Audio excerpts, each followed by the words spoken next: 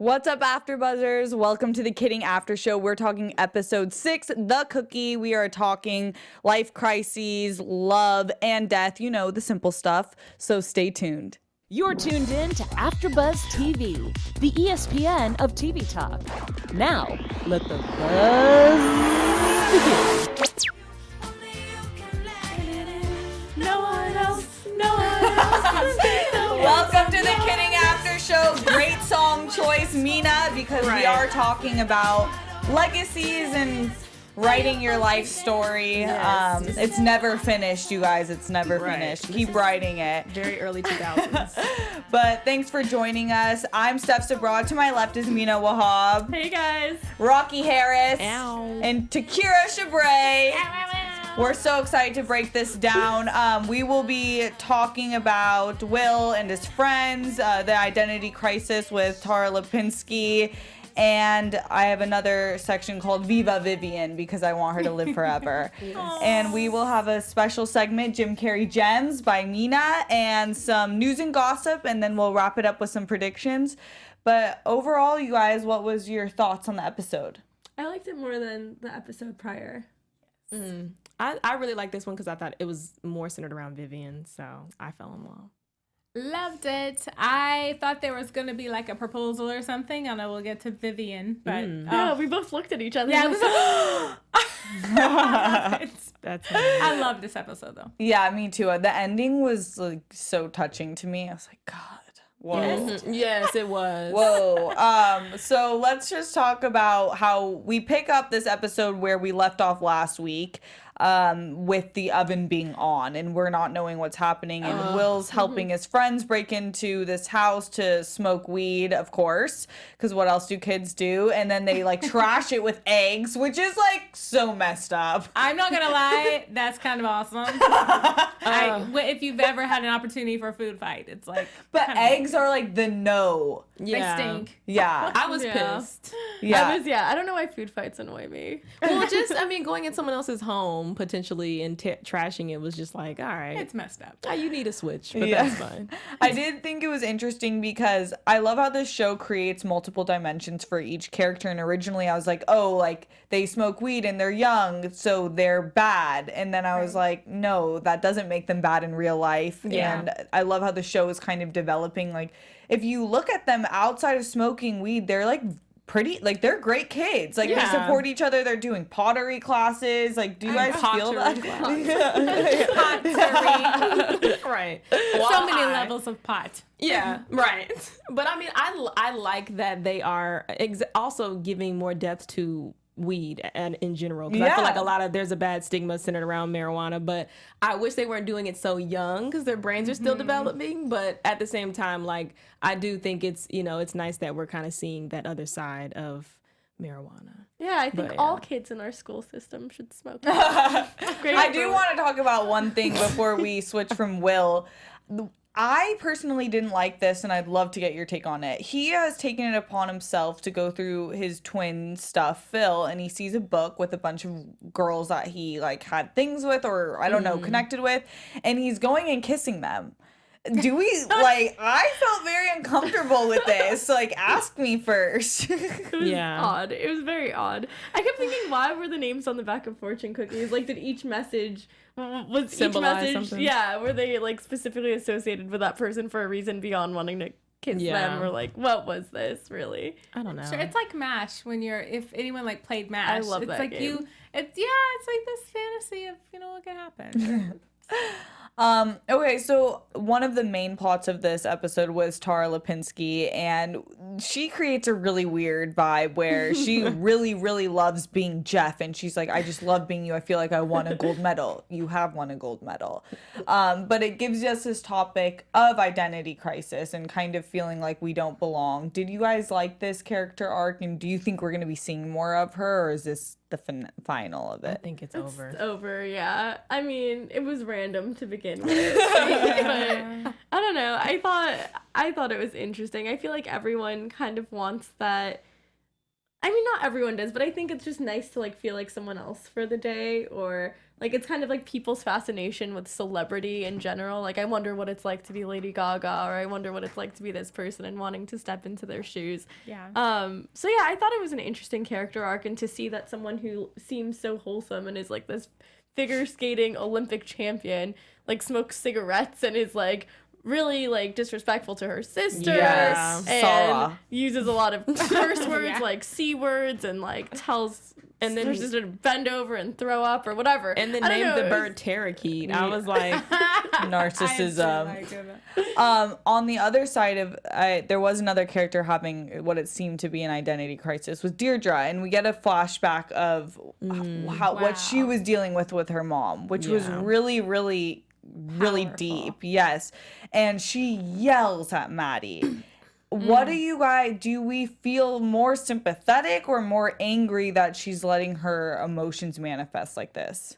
To me, I heard message. Like, that's literally the light bulb went off, because you can tell, like, it was just the epitome of what you raise your kids up against, like, whether it's subconscious or like, intentional or not intentional, that sticks with them. So she clearly lashed out at Maddie because of what she experienced. So it's almost like as an adult, you have to make the choice and take the effort, the strong effort to go against what you were raised and try to kind of better yourself. And she kind of had a moment when she just like flipped into what she grew up around. And I love that it gave, even though it was so difficult to watch, I love that it gave us more backstory on Seb's wife or ex-wife and their mom. I mean, that's crazy. And when you think about it, was Dee Dee was affected by it, and Mr. Pickles Jeff was affected by it, because you start to hear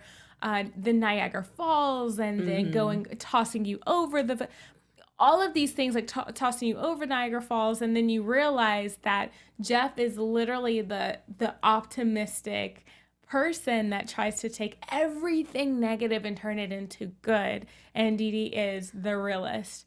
And it's just that was my absolute favorite part of the entire episode. And tying exactly what you're saying. This is what I love about the show, is their ability to tie in this complex message of two sides, like everything always feeling like the evil and the good. Yes. And then put it into the dresses, the siblings, the mothering between, like everything. And so on the flip side of the other dress or sweater reuse, Jeff does the best, cutest thing ever and wants Dee Dee to make a puppet for Vivian. So, because she thinks that her legacy doesn't mean anything, the chemo's not working, she just wants to give up.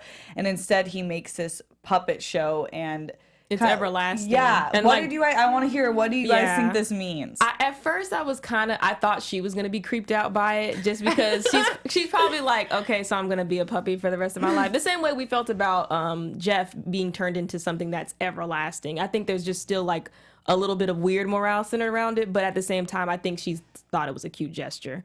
But I really liked that moment. I really liked that he told her to keep going. Like, don't just stop with what you think like how far you think you can go in life. And I feel like that's a message that we all can take. Like, don't just limit yourself. We don't know where chemo's gonna take you, or like, I know she's probably stopping the medication, but still, you don't know. And God makes blessings happen every single day. So I feel like I'm glad that she has someone in her corner, because we really haven't seen the people that are centered around her. So knowing that Jeff is there to say like, no, like, I'm gonna motivate you to be better. And I feel like he does that with everyone, and no one does it for him. And that's why I'm like, Great point. It just irritates me. And that's why he just needs a belt. He really does. He just needs a good smack, and he'll be good. Jeez. Seriously. Takira, were you gonna say something? No, I think You thought there was a proposal. I did. I thought there was a proposal, because he said wedding, and you can't just drop that word like in the middle of a conversation. And it was like, oh my god. It would have been ridiculously cute if he did. But that moment is just so beautiful, and I think he is when you do good for others, it feels good in return. And so I know we talked about it in the previous episode. Mina brought up a good point that it's almost like therapy for yourself and for others that you just do something good. And this is just a beautiful scene. Yeah, it was.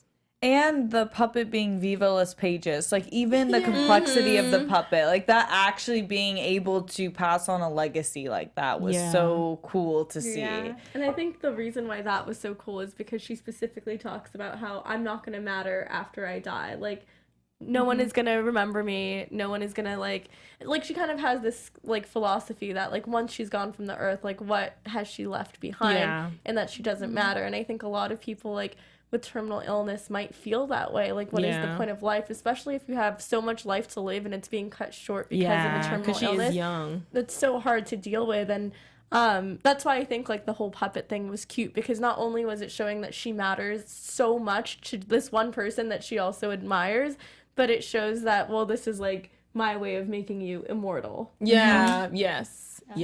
So it seems like in all, this episode, Jeff made a lot of steps forward in progressing in his emotional, his grieving. But then he made a bird have a seizure. So I don't know what's awful. I thought it was crazy because I'm thinking to myself, Jeff, how do you know how to do these things? Well, because I didn't know that. Like, did you knew like that could give an animal a seizure? Not really. I thought of, because the twins said, yeah, we're both affected by seizures. And then they said something about the bird also being part of the family full of So I don't know if it's an animal thing or if he was just like, screw it, I'm just going to try it. I don't know. But I was like, it was so dark. It was so creepy. I was like, Jesus, this just got super dark. And like, I don't even know how you can go back from this moment, because he has that darkness within him. He really does. And that's what I like about his character is that, like, in the beginning, he was like, I'm struggling with anger. Like, he'll point out the issues that he has. Like, he has no problem acknowledging, like, now. Yeah. And it seems as if he's kind of like helping everyone else figure out theirs, whereas he seems like he's insane, but it's like he's very knowledgeable of who he is. And he's fine with it. And he just wants people to treat him with respect too. And I'm starting to like the dad less, because I just feel like while I understand that he made that promise to him saying like, okay, well, I'm going to give you all control over the show if you whatever. But I just feel like with you being his son, obviously, or you're his father, you've contributed so much of who he is today because of how you treated him as a kid. And like when I saw that hockey scene, I was like, oh man, like this kid he's messed up from the jump. Like, and then you put him in this show and he's like a kid forever, and it's just like he's like Michael Jackson all over again. It's interesting. It is really interesting. Yeah, that's true. We'll have to see what happens next episode, because we do see a little bit of Seb in a grieving mode. But let's get into our special segment. Mina, take it over, our Jim Carrey gem. Yeah, so this was actually a collaborative effort with Takira, because we were talking about The Mask, and you got to watch it twice, I guess. I watched it twice last night. Yeah. I'm cool with that. I love this scene. So yeah, this is the scene where they're basically talking about when you wear like a mask, you become a different person, which is so like relevant to what happened in this week's episode when Tara Lipinski says, when I put on the mask, I just love that I become him. So this is mirroring that sentiment. And adopt a more socially acceptable image. And this came out in 94. And this was like his claim One to of his- fame. yeah, I feel his like the first breakthrough. Yeah. It was a Role. huge role for him. Well, Jim Carrey mentioned before that he wasn't really sure like where his career was taking him. He had a kind of a valley that, peaks and valleys. He had a low point, and that someone spoke over, kind of prophesized over his career, and some random woman just stopped him and said, you're going to have 3 projects that are going to be ridiculously big, almost to where you are going to be recognizable all over the world. And The Mask Got was goosebumps. yes. Yes. The Mask was one of them. It was the Mask, Ace Ventura, and Dumb and Dumber. Because Ace Ventura is my movie. And so this is literally our moment seeing him Be a badass. be him. And I love that he played two characters in this movie, even down to having to work with these, I guess the CSG. CCG. CSG, yeah, there you go. CGI. CGI. There we go. Having to work with CGI is just. Well, it was like very good for this It time. really is though. Like this was the breakthrough for technology. Yeah. Even down to all of the prosthetics on his face and his teeth. It's just amazing. I used to be so afraid of this movie though. Like whenever we went to Blockbuster and like my dad like just threw it in my face one time and I was like, I'm done. God. I'm over it. Well, I love that movie. Thank you guys for picking that. Yeah. And Rocky, I know you have a quick bit of news and gossip. Oh yes. So season 2, y'all, we're coming back. We need to hear it again. Right. One more time for y'all if y'all didn't hear it. Kidding is coming back for a season 2. Season 2. Yes. Gang. Yes. We are so excited. Thank you for sharing that news. Yeah. We are celebrating. But we have to wrap it up, but let's get into really quick predictions. Your AfterBuzz TV predictions. Takira. The freaking flip is about to hit the fan. I know that we saw it in the snippet, but I'll just leave it there. We'll get some good, interesting drama that me and Mina just so desperately need this season right now. Oh, I don't know. Mina, you go. You have Yeah, it. I mean, I feel like it's going to be the blow up we've all been waiting for. Yes. I feel like the characters need to hit rock bottom for their characters to develop and blossom into something new and to have a transformation of sorts. Yeah. I think Peter and Jill are gonna get engaged, and that's gonna set. I think that's gonna set him off. But I think she's gonna get jealous of Vivian because they're gonna meet. Yeah. I think that's gonna be the next episode. That's what I was going to say. That's what I was going to say. That's what I was going to say, too. That's Oh gonna be man, cute. I'm so excited. That will be episode 7, Kintsugi, I believe. We will be breaking that down next Monday at 9 p.m. But until then, where can we find you guys? You can find me, Takira Shabrae, on Instagram and Twitter at Takira_Shabrae. And my name is Rocky Harris. You can find me on all social media at Raquel Harris TV. Hey everyone, I am Mina Wahab, and you can follow me on Twitter at Mina Makes Magic. I'm Steph Sabraw, and you can find me on Twitter and Instagram at Steph Sabraw. Thank you guys so much for tuning in. You guys are the best. We'll see you next week. Our founder, Keven Undergaro, Phil Svitek, and me, Maria Menounos, would like to thank you for tuning in to AfterBuzz TV. Remember, we're not just the first, we're the biggest in the world, and we're the only destination for all your favorite TV shows. Whatever you crave, we've got it. So go to AfterBuzzTV.com and check out our lineup. Buzz you later. The views expressed herein are those of the hosts only and do not necessarily reflect the views of AfterBuzz TV or its owners or principals.